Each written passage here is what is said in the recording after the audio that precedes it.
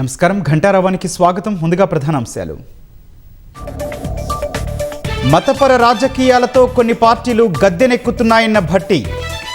ప్రజాస్వామ్య పరిరక్షణకు కలిసికట్టుగా పోరాడాలని పిలుపు.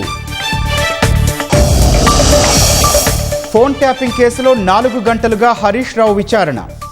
వివిధ కోణాల్లో ప్రశ్నిస్తున్న సిట్ అధికారులు.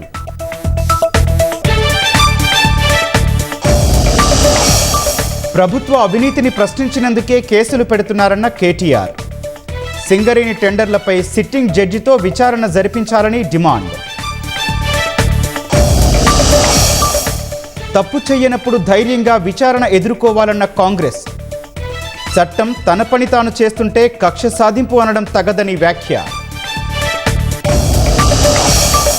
తమిళనాడు అసెంబ్లీలో గవర్నర్ డిఎంకే మధ్య వివాదం.